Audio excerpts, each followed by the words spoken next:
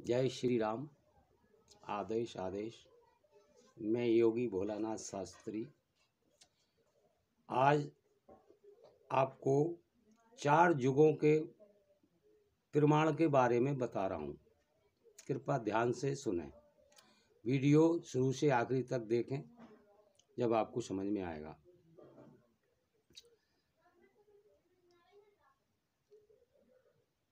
चार युग 1000 बार निकल जाने पर ब्रह्मा जी का एक दिन होता है।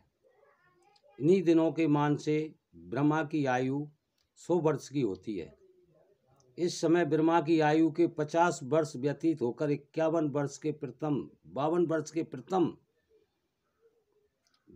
वर्ष के प्रथम दिन का उदय होकर 13:43 4 विपल 44 प्रतिपल व्यतीत हो चुके हैं। ब्रह्मा जी के एक में उपयुक्त 14 मनु होते हैं और एक मनु में 71 महायोग होते हैं। एक महायोग के सौर मानुष वर्ष 43,20,000 है। इस प्रकार चाक्षुष पर्यंत 6 मनु निकल चुके हैं और 7वां मनु व्यवस्थित मानवतर चालू है। इस मनु में 27 महायोग निकलकर 28वां महायोग चल रहा है। अब मैं आपको सतयुग के बारे में बता रहा हूँ। सतयुग किस घड़ी में, किस नक्षत्र में, किस समय में प्रारंभ हुआ, कितनी आयु थी सतयुग की और सतयुग के क्या प्रमाण थे। कार्तिक शुक्ल पक्ष 9वीं बुधवार को प्रथम पैर श्रवण नक्षत्र बुद्धि योग में सतयुग का आरंभ हुआ। इसकी आयु 17,28,000 वर्ष की थी। इसमें श्री विष्णु के मत्स्य, कच्छप 12 और नरसिंह ये 4 अवतार हुए। श्री मत्स्य अवतार ने वेदों के चोर शंकासुर को मारकर ब्रह्मा को वेद लाकर दिए थे। भगवान कच्छप ने पृथ्वी की रक्षार्थ मद्राचल की पीठ पर धारण कर एवं दैत्यों द्वारा समुद्र मंथन कराकर 14 रत्न प्राप्त किए थे। श्री 12 अवतार ने हिरणाक्ष का वध करके रसताल हो गई पृथ्वी का उद्धार किया। चारों वेदों पर स्थिर था। श्री नरसिंह अवतार ने हिरणाक्ष का वध करके भक्त प्रहलाद जी की रक्षा की। इस युग में धर्म अपने चारों पाद पर स्थित था। गौएं कामधेनुओं के समान होती थीं। प्रायः स्वर्ण के पात्र और सिक्कों के स्थान पर रत्नों का परस्पर व्यवहार रहता था। इच्छित वर्षा होती थी। पृथ्वी संपूर्ण शेष और रत्नों से परिपूर्ण थी। ब्राह्मण चारों वेदों के ज्ञाता तथा सत्यभाषी, परद्रव, परस्त्री, परमुख और त्यागी होते थे। राजवंश न्यायपरायण थे और प्रजा को औरस पुत्रवत समझते थे। वैश्य लोग सत्यवक्ता, धर्मात्मा, सत्य व्यापारी थे। शूद्र लोग सेवा में, धर्म में निरंतर रहते थे। इस युग में पुष्कर प्रधान तीर्थ था। प्रहलाद आदि दैत्यवंश राजाओं की 3 लोकों में पहुंच थी। ये सतयुग का प्रमाण आपके समक्ष मैंने जो अभी रखा है। राजवंश न्यायपरायण थे और प्रजा और औरस पुत्रवत समझते थे। वैश्य लोग सत्यवक्ता, धर्मात्मा, व्यापारी और शूद्र लोग सेवा धर्म में निरंतर रहते थे। इस युग में पुष्कर प्रधान तीर्थ था। प्रहलाद आदि दैत्यवंश राजाओं की 3 लोकों में पहुंच थी। अब मैं त्रेता युग के बारे में वर्णन कर रहा हूँ। वैशाख शुक्ल पक्ष तृतीया चंद्रवास के द्वितीय पैर रोहिणी नक्षत्र शोभन योग में त्रेता युग आरंभ हुआ। इसकी आयु 12,96,000 वर्ष की थी। इसमें भगवान श्री बावन, श्री परशुराम और श्री रामचंद्र जी के 3 अवतार हुए।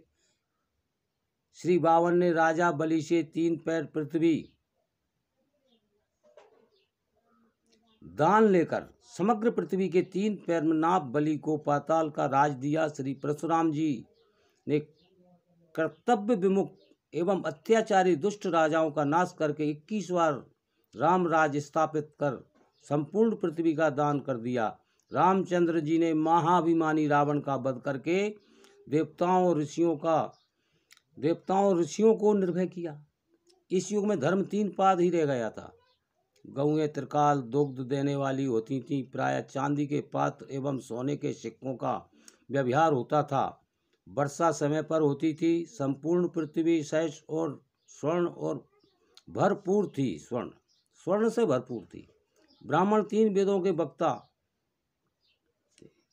तपोनिष्ठ, पर स्त्री, पर द्रव्य से प्रमुख थे। यह श्राप देने में सामर्थ थे। स्त्रियां पवित्र एवं चित्राणी होती थीं। इस युग में हरिश्चंद्र, इक्ष्वाकु आदि सूर्यवंशी धर्मात्मा क्षत्रिय राजाओं का राज था। विचित्र विमानों द्वारा इंद्र लोग प्रयत्न भी जाते थे। वैश्य लोग सत्यभाषी और सत्य की तुला में तोलते थे। शूद्र धर्मानुसार सेवा में तत्पर रहते थे। इस युग में तीर्थ नैमिषारण्य प्रधान था।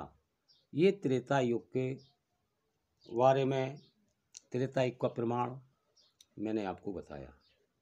अब मैं आपको द्वापर युग के बारे में बताता हूँ। द्वापर महाव कृष्ण पक्ष अमावस्या शुक्रवार तृतीय पैर धनिष्ठा नक्षत्र बरियान योग में द्वापर का प्रारंभ हुआ। इसकी आयु 8,64,000 वर्ष की थी। इसमें भगवान श्री कृष्ण और श्री बलराम जी के 2 अवतार हुए। श्री कृष्ण जी ने दैत्यराज कंस आदि दुष्टों का वध किया तथा संसार जीवों के उद्धार करके अर्जुन का लक्ष्य करके गीता ज्ञान का उपदेश दिया। श्री बलराम जी ने दुष्टों का नाश करके धर्म का उद्धार किया। इस युग में धर्म 2 पाद ही रह गया था। गौएं 2 समय घट पूर्ण दुग्ध देने लगी। प्रायः ताम्र पीतल के पात्र और स्वर्ण तथा रूपमय मुद्राओं का व्यवहार होने लगा। वर्षा समय पर होती थी। पृथ्वी सहस और यज्ञ देव पूजन आदि करने वाले किंचित लोभ युक्त वाग सिद्ध वाले अर्थात एवं और श्राप देने में सामर्थ थे। संकनी जाति सुशीला धर्म युक्त होती थी। इस युग में पांडु युधिष्ठिर धर्मपरायण चंद्रवंशी राजा हुए जिनका सुमेरु पर्वत दमन था। प्रायः चारों ओर अपने वर्णाश्रम धर्म पर स्थित थे। पर स्त्री पर द्रव्य से लोग डरते थे। इस युग में तीर्थ कुरुक्षेत्र था। ये द्वापर का प्रमाण मैंने आपके समक्ष सुनाया। अब मैं कलयुग के बारे में आपको बता रहा हूँ, जिसमें अभी अपना जीवन यापन चल रहा है। अपन इस कलुकाल कलयुग में अपना कर्म कर रहे हैं। कलयुग बहुत अच्छा युग है। कलयुग ऐसा युग नहीं जो नर कर विश्वास। कलयुग भाद्रपद कृष्ण पक्ष भादों कृष्ण पक्ष 13 रविवार को समय अश्लेषा नक्षत्र व्यतिपात योग में कलयुग का प्रारंभ हुआ। इसकी आयु 4,32,000 वर्ष की है। इसमें भगवान के अवतार श्री बुद्ध, श्री कलिक निष्ठ कलंक, इसमें अहिंसा धर्म के उद्धारक श्री बुद्ध का अवतार तो हो चुका है। और कलिक अवतार जब कलयुग के 821 वर्ष शेष रहेंगे तब संभल ग्राम में विष्णु यश ब्राह्मण के घर होगा। इस अवतार द्वारा दुष्टों का नाश होकर पृथ्वी पर लुप्त धर्म का स्थापना के साथ साथ न्यायप्राण क्षत्रिय राज भी स्थापित होगा। ऐसा कलयुग का प्रमाण है। इस युग में 1 पाद ही धर्म रह जाएगा। गौएं दूध कम देने लग जाएंगी। मृणमय तथा ताम्रमय मुद्रा चलेंगी। अतिवृष्टि तथा अनावृष्टि से देशों में भय का संचार होगा। ब्राह्मण लोग वेद ज्ञान से रहित तथा स्नान संध्या तपचर्या से भी हीन होंगे। क्षत्रिय लोग अपने धर्म कर्म को तिलांजलि दे देंगे। वैश्य लोग व्यापार में असत व्यवहार विशेष रूप से उपयोग में लाने लगेंगे। शूद्र लोग पाखंडी होकर बहुधा उच्च वर्ण वालों को उपदेश देने लग जाएंगे। प्रजा में वर्ण संकर बढ़ जाएगा। धूर्तों की पूजा होगी। अनेक कुकर्मों की वृद्धि होगी। स्त्रियां अधिकतर हस्तिनी होगी। व्यभिचारिणी स्त्री अपने को सती कहेंगी। पतिव्रता कवचित देखने में आवेंगी, बिरली। पुरुष स्त्रियों के वश में चलेंगे। स्त्रियों के छोटी आयु में गर्भ होने लगेगा। पिता कन्या बिक्री करने लग जाएंगे। गौ ब्राह्मण की हत्या से भय नहीं करेंगे। पुत्र का माता पिता के साथ द्रव्य के कारण प्रेम होगा। राज व्यवस्था में धर्म का स्थान शून्य के बराबर होगा। धर्म कर्म और तीर्थ पर लोगों की श्रद्धा कम होगी। इस युग में प्रधान तीर्थ गंगा ही रह जाएगा। हर हर गंगे। भाइयों, मैंने 4 युगों के बारे में आपको वेद शास्त्र के माध्यम से, इस वीडियो के माध्यम से आपको बताया। अगर आपको अच्छा लगे तो अपने मित्रों में शेयर करें, कमेंट करें और इस चैनल के लिए सब्सक्राइब करें। धन्यवाद। जय श्री राम।